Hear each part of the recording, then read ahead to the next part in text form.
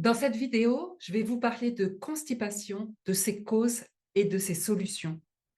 Dans le cas où votre enfant a seulement une selle par jour alors qu'il fait plusieurs repas, cela indique un problème de constipation.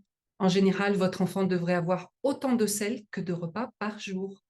Par exemple, s'il prend 3 repas, il devrait idéalement avoir 3 selles. Avoir seulement 2 selles par semaine, par exemple, ou moins fréquemment, est considéré comme anormal et nécessite une attention toute particulière. Alors la constipation, c'est quoi? C'est un problème de digestion où il est difficile d'évacuer les selles de façon régulière et confortable.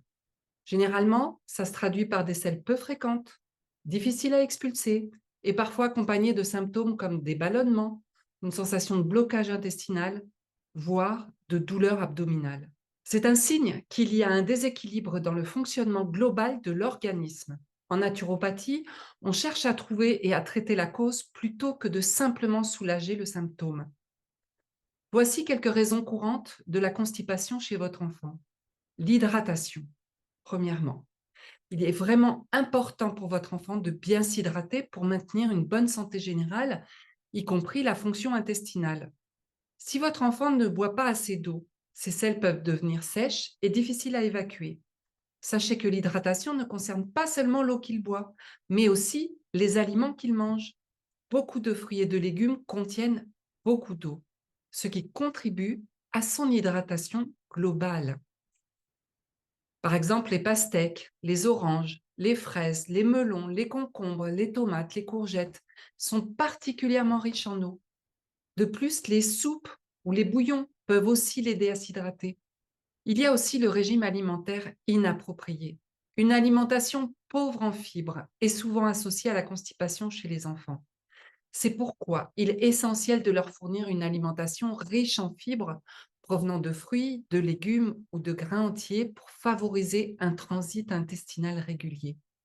Si votre enfant a une sélectivité alimentaire, il est important de traiter d'abord cette sélectivité avant de vouloir chercher à changer son régime alimentaire, de vouloir introduire des nouveaux aliments.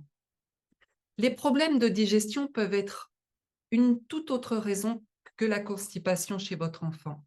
Il se peut que son système digestif ne fonctionne pas correctement à cause de déséquilibres dans la production d'enzymes digestives, de bile ou d'acide gastrique. Les enzymes digestives sont essentielles pour décomposer les aliments en particules plus petites, facilitant ainsi leur absorption. Si votre enfant n'a pas assez d'enzymes digestives ou s'il en produit trop peu, ça peut ralentir sa digestion et contribuer à sa constipation. La bile, qui est produite par le foie, aide à décomposer les graisses dans l'intestin grêle. Si votre enfant a des problèmes de production ou de flux de bile, ça peut rendre sa digestion des graisses moins efficace, ce qui peut perturber son système digestif et causer de la constipation. Les acides gastriques produits par l'estomac aident également à décomposer les aliments. Si votre enfant a un déséquilibre dans la production d'acide gastrique, ça peut altérer sa digestion et contribuer à la constipation, surtout s'il prend certains médicaments ou s'il a des troubles gastro-intestinaux. Un autre problème pourrait être un déséquilibre de la flore intestinale. La flore intestinale, composée de milliards de micro-organismes, joue un rôle crucial dans la digestion des aliments, l'absorption des nutriments et même le fonctionnement du système immunitaire. Et si votre enfant a un déséquilibre dans sa flore intestinale, ça pourrait contribuer à sa constipation en affectant la régulation du transit intestinal. La santé intestinale de votre enfant peut également être influencée par d'autres facteurs, comme la production de neurotransmetteurs par certains micro-organismes de sa flore intestinale. Ces neurotransmetteurs, tels que la sérotonine, jouent un rôle important dans la régulation des mouvements intestinaux. Un déséquilibre dans la flore intestinale de votre enfant peut perturber cette production des neurotransmetteurs, ce qui peut affecter son système digestif et contribuer à la constipation. De plus, une dysbiose, c'est-à-dire un déséquilibre de la flore intestinale, peut entraîner une inflammation et une augmentation de la perméabilité intestinale. Ça permet à des substances nocives de traverser la paroi intestinale et d'entrer dans la circulation sanguine, ce qui peut perturber des processus digestifs normaux et contribuer à la constipation.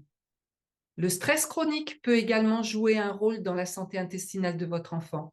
Il peut entraîner une tension musculaire dans tout son corps, y compris dans les muscles du tractus gastro-intestinal, ce qui peut ralentir le mouvement des selles à travers son système digestif. De plus, le stress peut perturber l'équilibre du système nerveux autonome, qui régule de nombreux processus du corps, y compris les mouvements intestinaux. Enfin, le stress peut influencer les habitudes alimentaires de votre enfant, ce qui peut également contribuer à la constipation en affectant la régularité de ses selles.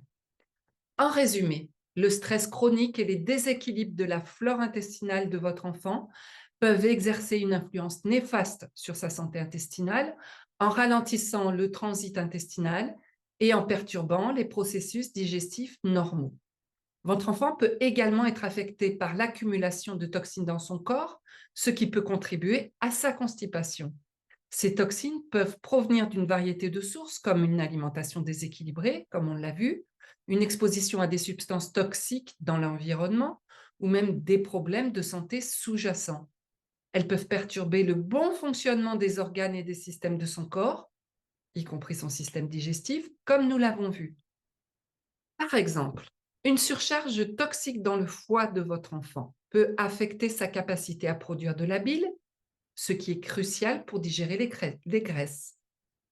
De même, une accumulation de toxines dans ses intestins peut perturber leur fonction, rendant difficile l'absorption des nutriments et l'élimination de ces déchets, qui peut contribuer à sa constipation. Et dans les toxines, on peut ajouter les additifs alimentaires, on peut ajouter les conservateurs, les colorants et bien d'autres choses. En plus de cela, le manque d'exercice physique peut également jouer un rôle dans la constipation de votre enfant. Lorsqu'il est physiquement actif, ses muscles, y compris ceux impliqués dans le mouvement des selles à travers son intestin, sont sollicités régulièrement. Mais le manque d'exercice peut entraîner aussi une diminution de l'activité musculaire dans cette région, ce qui ralentit le transit intestinal. En plus, l'exercice contribue au maintien d'un bon tonus musculaire dans tout le corps, y compris dans les muscles de son système digestif. Un tonus musculaire adéquat est essentiel pour assurer un mouvement intestinal efficace et prévenir la stagnation des selles. Enfin, le dysfonctionnement du foie de votre enfant peut également influencer sa digestion.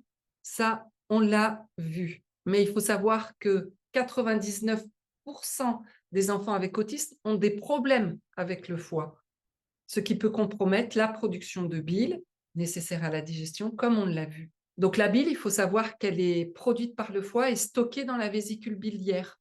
Et elle aide à décomposer les graisses dans l'intestin grêle. Mais si le foie de votre enfant ne fonctionne pas correctement, ça rend donc la digestion très difficile.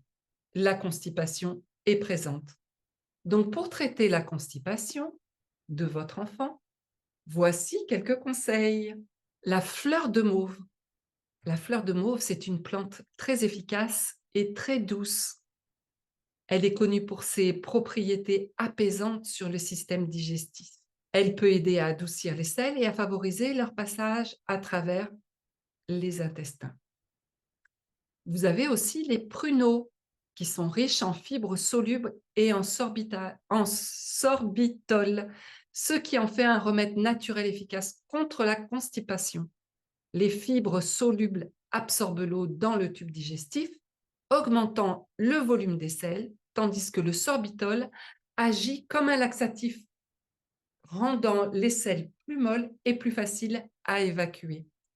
Et je vous rappelle qu'il faut faire tremper les pruneaux absolument avant. En combinant ces remèdes naturels avec d'autres modifications de style de vie telles que l'augmentation de la consommation d'eau, des fibres alimentaires, de l'exercice physique régulier, vous pouvez aider à soulager efficacement la constipation de votre enfant et à favoriser un transit intestinal régulier et confortable. Et vous allez même pouvoir vérifier que la constipation a un effet sur le comportement de votre enfant et vous verrez qu'il ira beaucoup mieux il peut éventuellement avoir beaucoup moins de crises, de réactions d'opposition, de rejet, et la vie sera encore plus facile et pour lui et pour vous.